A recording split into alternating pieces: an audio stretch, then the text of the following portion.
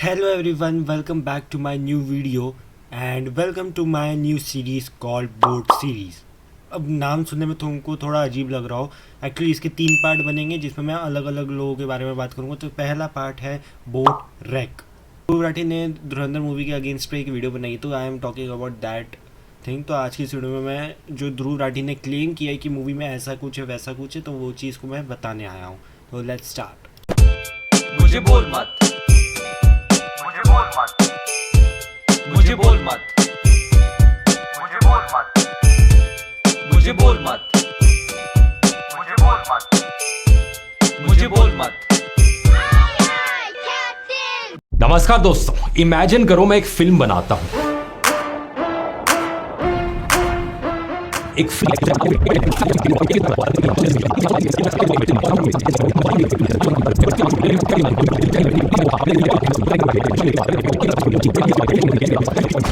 लगी मेरी imaginary film. दोस्तों, आप में से कुछ लोग कहोगे ये किस प्रकार का बेहुदा सड़ा हुआ प्रोपेगेंडा है। मैं जवाब में कहूंगा क्यों भाई, यहाँ पे पाकिस्तान की बुराई करी तो तुम्हें प्रोपेगेंडा दिख रहा है इसमें। पक्का तुम पाकिस्तानी समर्थक, आतंकवादी, सिंपैथाइजर होगे, तभी तुम्हें मेरी ये भवंडर फिल्म पसंद नहीं आई। अब आप में से जो इंटेलिजेंट लोग होंगे वो कहेंगे कि बात तो यहाँ पर पाकिस्तान की हो ही नहीं रही, प्रॉब्लम तो मुझे इस पॉलिटिकल प्रोपेगेंडा से है। ये एंटी बीजेपी प्रोपेगेंडा जिसमें नरेंद्र मोदी को यहाँ पर गद्दार दिखाने की कोशिश की जा रही है। और मैं कहूंगा एग्जैक्टली धुरंधर फिल्म के डायरेक्टर आदित्य धर ने कुछ इसी तरीके का झूठा और वाहियात प्रोपेगेंडा फैलाने की कोशिश करी अपनी फिल्म के जरिए, लेकिन उसका असर कुछ अलग ही हुआ है। आइए जानते हैं आज के इस वीडियो में। तो ध्रुव राठी अपने वीडियो में क्लेम करता है कि जो मूवी दिखाई है उसमें कुछ जो चीज़ें हैं वो इंस्पायर्ड है, मतलब ट्रू इवेंट से इंस्पायर्ड है, कुछ फिक्शनल है, ऐसा कुछ उसने क्लेम किया है।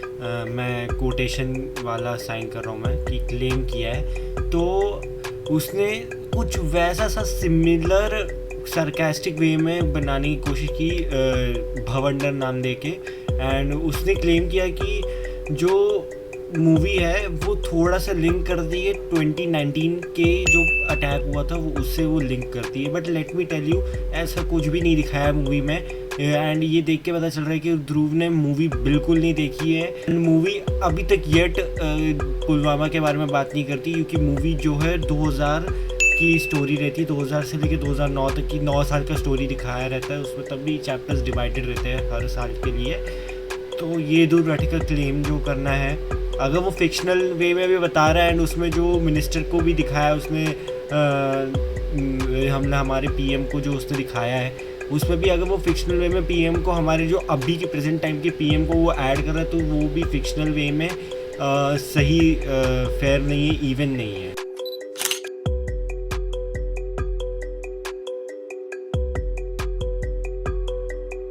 2012 का ये आर्टिकल देखिए। भारत सरकार ने मना किया कि सुरजीत को इंटेलिजेंस एजेंसीज ने जासूस बनाकर भेजा था। 2016 का ये आर्टिकल देखिए। भारत सरकार ने पाकिस्तान के जासूस वाले दावों को रिजेक्ट किया। लेकिन धुरंधर फिल्म ऐसे ही एक सीक्रेट एजेंट को हीरो की तरह पेश करती है। अबे तू मेरी तरफ है किसकी तरफ है?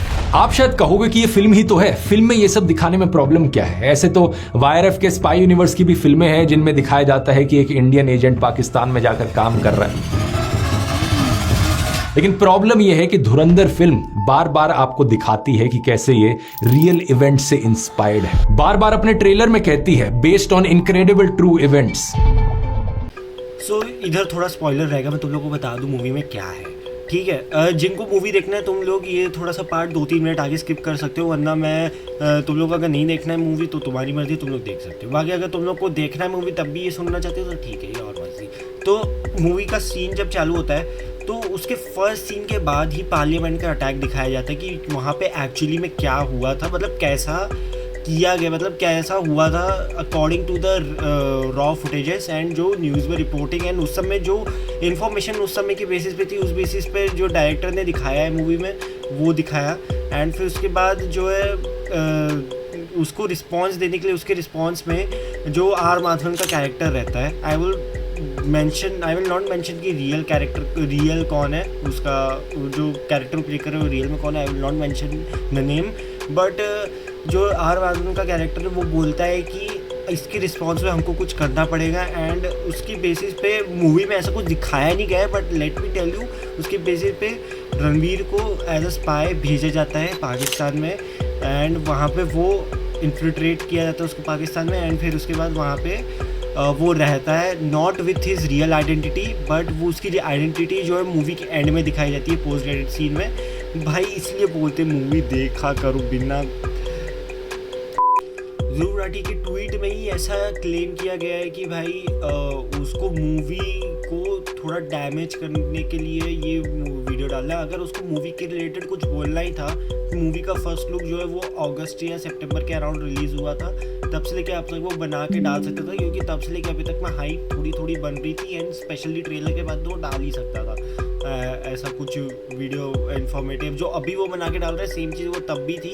एंड आई एम वंडरिंग कि भाई ध्रुव ने मूवी नहीं देखी है, इसलिए वो अगर ट्रेलर बना के भी डालता तो यही सेम चीज़, वो सेम एकदम डिक्टो सेम चीज़ 100% बोलता जो वो अभी ये वाली वीडियो में बोल रहा है। तो वो ध्रुव अभी तक बना के डाल सकता था। ही वॉज जस्ट वेटिंग कि जैसे ही मूवी आए, मूवी हाइप में आए, मूवी बज़ में आए, मूवी बज़ में है कुछ सीन्स की वजह से, या फिर पूरी मूवी ही बस क्रिएट कर चुकी है all over India and world wide भी as well.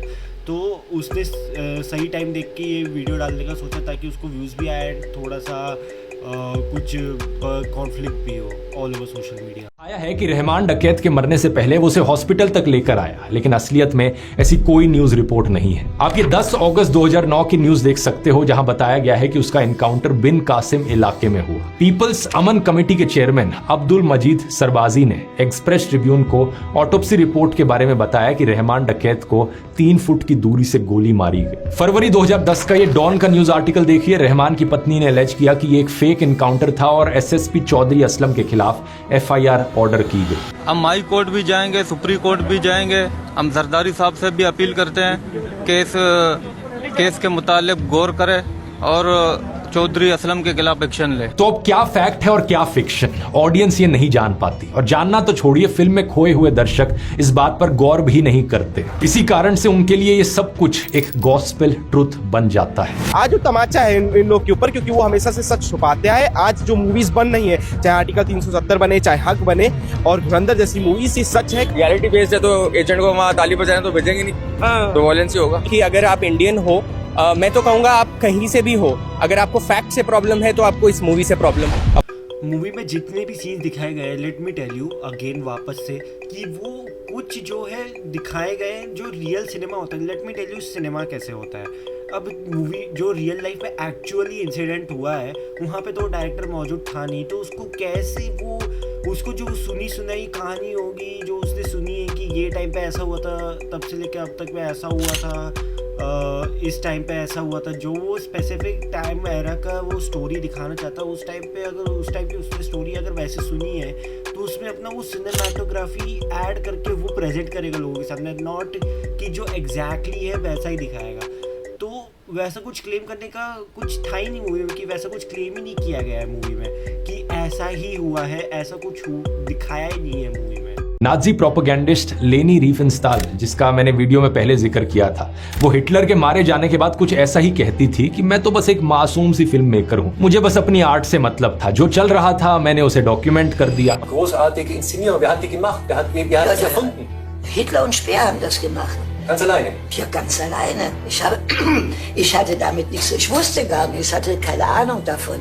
Ich habe das gesehen und habe versucht, das gut aufzunehmen. Aber die Idee, dass ich da mitgewirkt habe, finde ich ja geradezu albern. Modi के सत्ता से बाहर जाने के बाद देखना आदित्य धर भी ऐसे ही डायलॉग्स मारेगा, लेकिन सुजान सोनताग ने अपने आर्टिकल फैसिनेटिंग फैशिज्म में इस झूठ का पर्दाफाश किया था। उन्होंने इसका सबूत दिखाया कि कैसे लेनी हिटलर के तलवे चाटने वाली एक नाजी प्रोपेगेंडिस्ट थी। फिक्शनल फिल्मों में तो प्रोपेगेंडा था ही, लेकिन सुजान ने लेनी की डॉक्यूमेंट्रीज पर भी सवाल उठाया कि किस तरह उसने low angle shots, monumental framing, tracking shots का इस्तेमाल करते हुए नाजी फिगर्स को एक आकर्षक स्पेक्टिकल की तरह पेश किया। Da ist mir der Gedanke gekommen, wenn ich um eine dieser Redenschienen, eine Rundschiene lege, dann ist die Rede interessanter, als wenn ich sie von einem Standpunkt aufnehme. सच बात यह थी कि उसकी फिल्मिंग टेक्निक उसके प्रोपेगेंडा इंटेंशन के साथ 100% sink में थी। इसलिए ऋतिक रोशन जी, इस बात को समझिए कि आदित्य धर के प्रोपेगेंडा और फिल्म टेक्निक को अलग अलग करके नहीं देखा जा सकता। आदित्य धर कोई बेवकूफ नहीं है, वो प्रोपेगेंडा का बवंडर चलाने वाला धुरंधर है।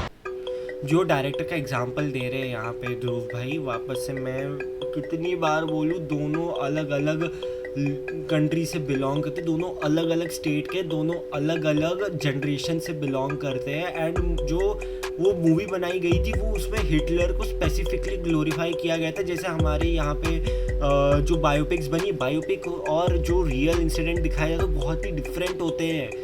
जो डायरेक्टर होता है वो बता देता है कि ये बायोपिक है या फिर ये कोई रियल इंसिडेंट की मूवी है। जैसे कि संजू हो गया, MS धोनी हो गई, PM मोदी पे मूवी हो गई, न जाने कितने सारे तुम बायोपिक देख लो जो है वो बायोपिक में ग्लोरीफाई किया जाता है सिग्निफिकेंट कैरेक्टर को जिसके नाम पे वो मूवी लिखी जाती है। एंड धुरंधर जो है कोई रियल एग्जिस्टिंग बंदा नहीं है, ना उसमें कोई वन साइडेड प्रोपागेंडा वे में इंफॉर्मेशन बायस दिखाया जा रहा है। उसमें कहीं भी किसी को भी ग्लोरीफाई किया नहीं जा रहा है अभी तक फर्स्ट पार्ट के अकॉर्डिंग। बट उस जो तुम डायरेक्टर का एग्जांपल दे रहे हो, तुम पिछली मूवी देख के आओ डायरेक्टर की, जो धुरंधर के डायरेक्टर की पिछली मूवी तुम देख के आओ, वो सब it speaks a lot.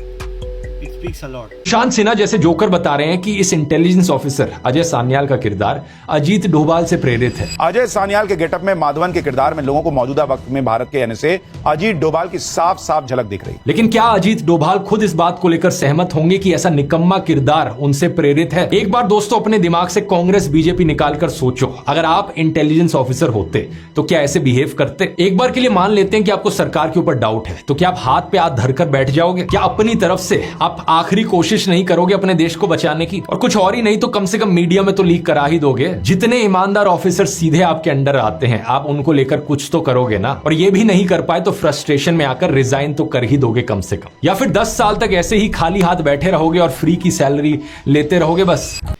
Rohit Singh की जो आर माधवन का कैरेक्टर है जो रियल लाइफ में है, उसने कुछ किया ही नहीं है, वो निकम्मा है। तो लेट मी टेल यू क्या है भाई। पहली बात तो ध्रुव भाई कुछ ज़्यादा ही फियरलेस है। I know that's the reason वो कभी इंडिया नहीं आने वाले। खैर उसको छोड़ो, I am not talking about that. But मैं ये कहना चाह रहा हूँ कि जो आर माधवन का कैरेक्टर है उसको जो स्टार्टिंग में मूवी के स्टार्ट में जो प्लेन में कहा जाता है ये डायलॉग, पड़ोस में रहते हैं, गोदे भर का जोर लगा लो, बिगाड़ लो जो बिगाड़ सकते हो। तो ये डायलॉग जो है इसके रिस्पॉन्स में जो आर माधवन है वो एक्शन में रणवीर को भेजता है वहाँ पे। जब आप कांधार वाला अटैक हो जाता है, पार्लियामेंट वाला अटैक हो जाता है, उसके बाद वो रणवीर को वहाँ पे भेजता है टू फॉर उधर वहाँ पे as a not himself being, जो खुद है वो आइडेंटिटी से ना रह के वहाँ पे वो दूसरी आइडेंटिटी बना के वहाँ पर रहे। इसका रियल नेम जो मूवी में था वो जसकीरत सिंह जांगी था, बट वो वहाँ पे हमजा अली के नाम से रहता है। Guys that is it for today's video.